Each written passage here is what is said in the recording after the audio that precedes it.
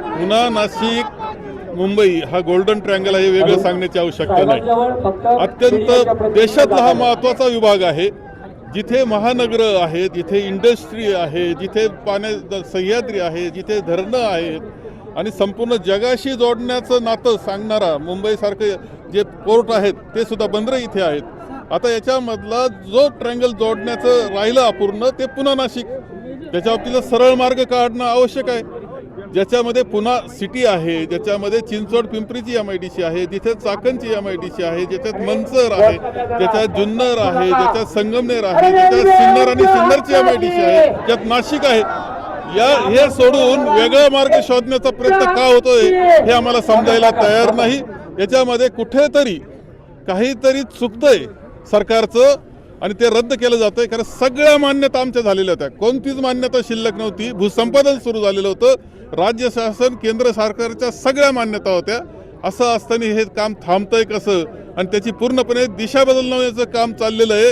या विभागाकरता मोठं नुकसान यामधून होतं आहे।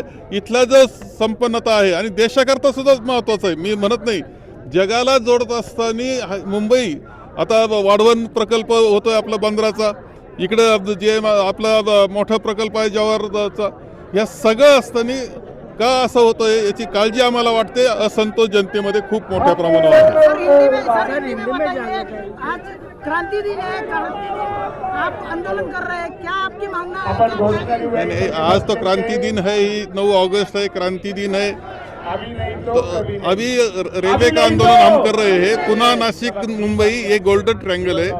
गोल्डन ट्रायंगल का महत्वपूर्ण 2 सिटी जो है वो पुणे और नासिक है, बीच में सुधा MIDCs है, इंडस्ट्री एरिया है, बड़ी सिटीज है।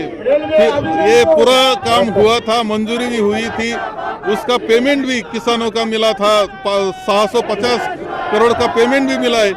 ऐसे होते हुए भी ये कैंसिल क्यों हुआ है हमें समझ में नहीं आता। और क्या इसके पीछे भी कोई पॉलिटिक्स है? जरूर ये पॉलिटिक्स के सिवाय होगा नहीं, क्योंकि सब मंजूरी हुई थी।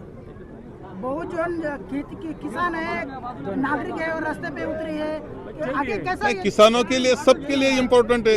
ऐसा है कि किसानों का माल जो है आप देखेंगे तो इनकी सब्जी है, इनका हॉर्टिकल्चर का फल फल है, सब माल पूरे देश में जाने के लिए ये उपयोगी था।